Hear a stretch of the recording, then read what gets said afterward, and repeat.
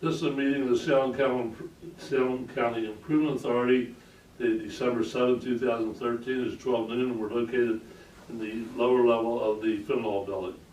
We'll start with the Pledge of Allegiance. Pledge allegiance to the flag of the United States of America, and to the republic for which it stands, one nation, under God, indivisible, with liberty and justice for all.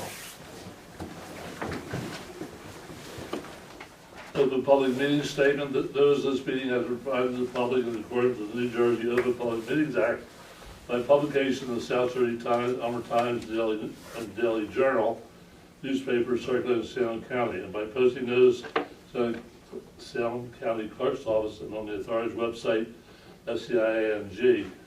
I'd also like to make a notation. It was also published in the Daily Journal because of their ability to publish it on a day-to-day basis, whereas the Elmer Times is just a weekly basis. Okay. And then also it fulfilled the requirements. And also we gave notice to the newspapers too. As I understand, the statute doesn't require publication, it requires notice to the newspaper. Correct? Yeah, the statute says that you provide notice to the newspaper, to any newspaper that could reasonably publish within 48 hours. Right. However, if they don't, that's fine too. But like Debbie said, we know that Elmer Times only publishes twice a week, and once a week, so that would have been an acceptable newspaper. Okay, roll call. John Eber. Yes. Ron Here. Howard. Present. Pete Burrows. Here. Robert Whitfield. Lee Schneider. Debbie, put on the record that you have notice from both the members absent that they could not attend. I did. I received email notice from member Whitfield that he's out of state, and I received notice yesterday from member Schneider that his wife was admitted to the hospital. Okay. Correspondence. You do have in your packet a series of correspondence. This is considered, the bulk of the information relative to the meeting. The correspondence listing, if you recall, includes several items, and I just want to highlight them real quickly.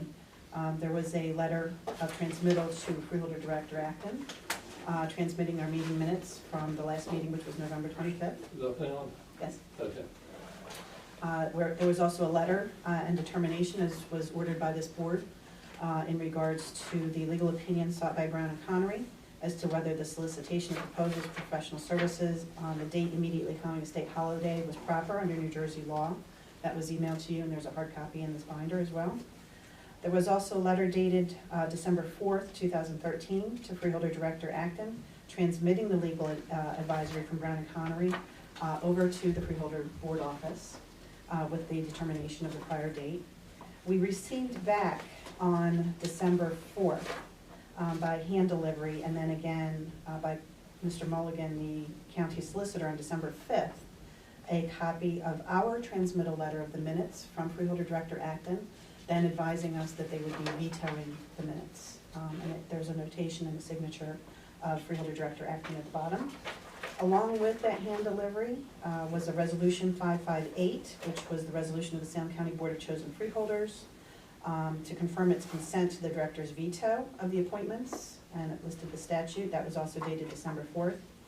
And then also in your packet you have the order of Chairman Ober of the Salem County Improvement Authority in accordance with the rules to govern the Salem County Improvement Authority minutes, which ordered this meeting, and a copy of the public notice for December 7th. So that constitutes all of the correspondence. Now, a question on the correspondence. The letter you got back from the freeholders telling us that they were going to veto our minutes, is there a place in there where they have to say why? There is in our transmittal letter. Okay. Let me refer that. Should we get into the details of this? Well, he's just asking a question about what's okay. on the correspondence. That's fine. Oh, the correspondence. It's almost the third page from the back. At the very bottom of the transmittal letter, there's a series of checkboxes. We've been using this transmittal since 2011. It says checkbox 1, the minutes have been reviewed and accepted as written. Checkbox 2 is the minutes have been reviewed, however no action is intended to be taken at this time. And checkbox 3 is the minutes have been reviewed, however I'll be making a recommendation to the Board of Chosen Freeholders that the minutes be vetoed for the following reasons. And there's a line to be completed. That line's not been completed. It has been signed by Julie Acton. It was dated 12/14/2013, There is a handwritten notation at the bottom, beyond the checkboxes, and that says, "The veto pertains to all SCI resolutions for professional service appointments to terms spanning past December 31st, 2013. And that's the notation, but no reason. Now, to get on the record, I went to the freeholder meeting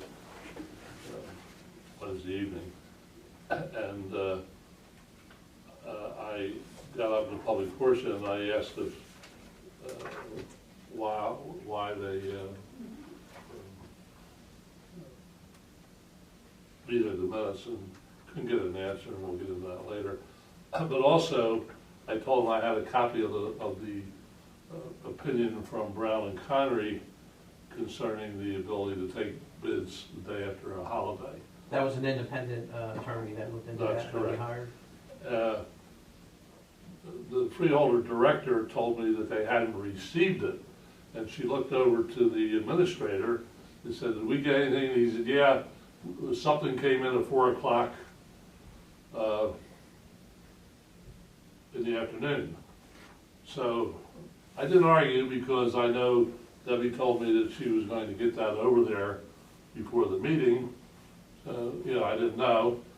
And so then Director Acton told me that she had not seen that, okay?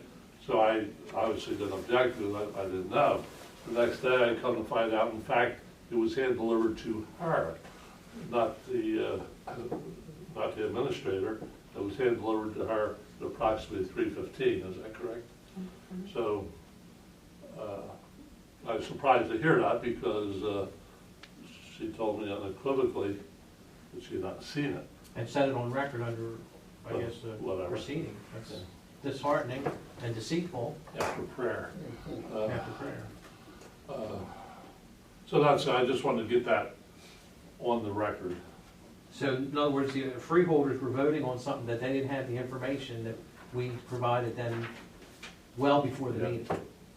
And that would have probably impacted their decision if they had this decision from our independent counsel that we hired to confirm Perhaps. that bid opening could happen on the day of an election.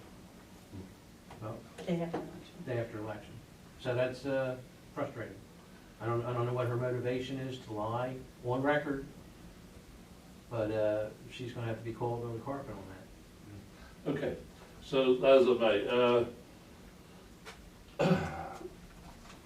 So we did the correspondence. So the purpose of this meeting is to consider the veto of our minutes. What the ramifications of that are, I'm not quite sure what they are, okay, and our attorney, I'm sure, will bring us up to date on that. And then to get a strategy to reply, whether accepted or not accepted, or determine what the ramifications of the board's action is, and what we have to do to rectify it. So with that, I suggest that I'm sorry. Are you gonna take action on the correspondence, or is that gonna be Uh, subsequent? Yeah, I guess it'd be best. I'll entertain a motion to receive the correspondence and consider it during our deliberations. Somebody like to make that motion? So moved. Second. Moved and second. Any question on the motion? Moved and second. All those in favor signify I by saying just aye. had one question. I'm sorry. When the package was delivered, did somebody sign for that the one in the afternoon? No, it was hand delivered, and they did not sign for it, but we will have a statement of the person and the two people that were there that witnessed it. And you said that our executive assistant handed it to Julie. It wasn't to her secretary. Yeah, there's two separate offices over there. There's the clerk of the board's office is in one building, and the freeholder director's office is in another building. And it was ordered to go over to the freeholder director's office, because that's where Claudia is, who Okay. does the packets. And that's where it was hand delivered to. And freeholder director Acton was present and waiting for our packet to come over. Okay, so we moved to second, and we voted to accept the correspondence and consider it in our deliberations, so that's that. I'll ask our solicitor, would you advise that we take this in closed session as opposed to open session? Yeah, I would, especially because my understanding is you would like to speak to me and have a conversation with regard to this, so it would be privileged, so yeah, we would need to do this in closed session. Okay. We have the resolution, I know we Yes, have. it's right behind you. Oh, sorry. I'm looking there. Okay, we have resolution number 108. 108, you say? Yes. 108, and the purpose for going into closed session is, It's the potential litigation and attorney-client privilege pursuant to NJSA 10:4-12B7, which is discussion of actions taken by the Salem County Board of Chosen Freeholders with regards to the award of professional service contracts for the Salem County Improvement Authority. again, is fully laid out in the resolution. Yes. I'll make the motion for that. Moved, second, all in favor, signify by saying aye. Aye. And motion is made and seconded to go into closed session, we will go into closed session. Now, sir, we're going to go into closed session, you'll have to step out. All right. After